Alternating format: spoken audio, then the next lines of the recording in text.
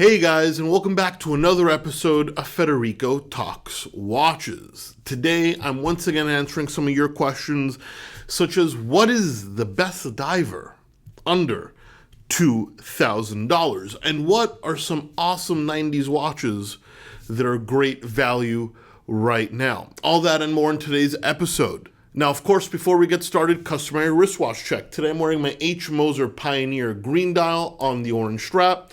Wear this one a lot, haven't so much recently, but decided to get it back on the wrist. And also, guys, don't forget to check out DelReyWatch.com. Some very cool pieces in stock, including this Omega Speedmaster Racing white dial with the awesome coaxial movement, beautifully finished and textured white dial for a fraction of its original price. We have this Piaget Altiplano date in rose gold with the in-house micro rotor movement. True high horology here, gentlemen, all for less than the price of a Submariner and way less than 50% off its retail price. This one's really a steal.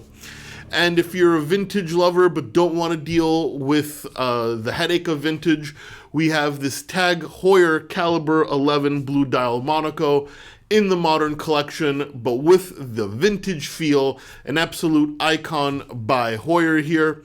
And you can find it at DelReyWatch.com. Link in the description below, where you can check out all these watches and way more.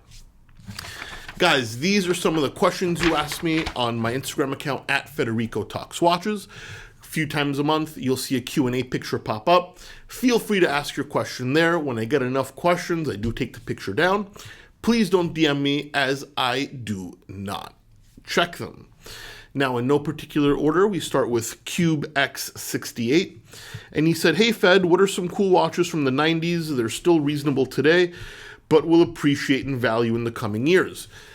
This is a tough question, particularly the rise in value. I don't like to predict rise in value. I don't give investment advice, but I do think there are a lot of cool 90s watches you can pick up today that I think are fantastic bang per buck. The first thing that pops into my head is Omega, particularly the Speedmaster Reduce and the one with the colorful dials, like the Schumacher series. I mean, a lot of these are in the low 2000s or even under $2,000 depending on condition. I think those are killer. Breitling Chronomats, I mean, yes, once again with the smaller chronographs, but absolutely killer deals. What else pops to mind? If you look at some of the more brands that were popular back then, but not so much today, I mean, Chrono Swiss, those are fantastic. What else? I mean, in the early 2000s, you also have brands like Vincent Calabrese, some interesting independents. But honestly, I think most anything in the Omega catalog and the Breitling catalog are stunning values if you like the watches. R. Hanzo 85. Hey Fed, love the show. Thank you, my man. I was wondering, what are your thoughts on Tudor watches that don't have in-house movements? Are they a good bang for the buck? I think they're great bang for the buck. Now, I love in-house movements, but honestly, at this price point, it doesn't really matter to me too much. Nothing wrong with it at a movement. Very durable, very easy to service, and a lot of these brands also customize them. Tudor's in-house movement is cool, longer power reserve, but honestly, you know, no special finishing, no special anything. It's an in-house movement for the sake of an in-house movement. So yes, I do love the Etta Tudors. I love the first generation Black Bay. It's my favorite. And because people value in-house over Etta, I do think they are a very decent bang per buck. V.A. Carlos. Hey Feta, do you think watches are a stronger status symbol than cars in some world cities? Which ones? Cheers from Brazil. Absolutely, Carlos. There are some cities where cars don't matter almost at all. Take where I come from, New York. Impossible to drive a car. I mean, parking itself is like $700 to $800 a month. Very few wealthy people have cars, but there's a lot of expensive watches around. And that is a city where watches are a bigger status symbol than cars. Miami, though, where I live now, is the opposite. Everybody drives here, and people value cars more than watches. If you're looking to flex, which is not something I'm an expert in, In a city with great public transportation, I imagine cars are not really a flex. People don't really buy them. So watches are more of a status symbol. Cities like New York, Tokyo, Hong Kong, places like that, I think watches are more valued amongst the wealthy than cars. Fran Esposto. Hey Fed, how has your GTI been treating you? Any plans for modifications? So for those that don't know, I traded in, the Maserati lease came to an end. So my daily driver is now a Volkswagen Golf GTI along with the 911 Targa GTS in my garage. I love the GTI. It's one of the funnest cars I've ever driven. A lot more fun than the 911 on certain occasions, not always.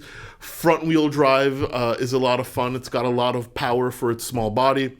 I've only got 4,000 miles on it. No modifications just yet, but I'm definitely going to put a tune on it for sure when I get around to it. And I even got it base with the cloth kind of tartan interior, which is the way I wanted it. Just a great little car and a ton of fun. I absolutely love it, but it definitely needs a tune. Max Sabatka. Howdy, Fed. What dive watches would you recommend sub 2K for someone saving for a Submariner? This is a great question. Dive watches are the most popular segment. People love dive watches, and not a lot of people know that you can get a great classic dive watch under $2,000 that is like high-end and Swiss-made. I think the easy winner in this category is Oris. Most any pre-owned Oris Aquas, or even older, where they had that tambour shape, in the Oris Divers line, are fantastic watches. Yes, Etta movements, and I think modern ones, Sellita, but as I said earlier in this video, that doesn't matter to me. They're very well finished watches, very sturdy. Oris is a great independent company, Swiss-made, a lot of high-end features there, and pre-owned, you can easily get these way under $2,000. Fantastic watches, and for me, easily the winner in this category. Giles Lamb. Hey Fed, if I rotate watches with no serious complications, which is best? Keep them unworn with the watch running or let the watch stop? I hear conflicting advice regarding wear and tear versus keeping things moving. Simple time-only watches, no calendars. Well, I hear a lot of conflicting advice on this as well, but in my experience and having asked my watchmakers, it is best to keep the watch stopped. Now, yes, while oils still dry up, and kind of like a car, even, a car, it's like every year or 10,000 miles or 8,000 miles, whatever it is, you get an oil change depending on your car. Watches are the same. So even though you don't necessarily keep the watch running, you should service it, not as often as the brand says, but every 5 to 8 years. However, by keeping them running, you do have wear and tear on the parts. It's like keeping your car running 24 hours a day. Now, while they're designed to do that, and I don't think you're going to prematurely, really hurt anything by keeping them on a winder, for example, I do recommend, if you're picky and just for sake of longevity, I guess, to keep them not running when they're not worn.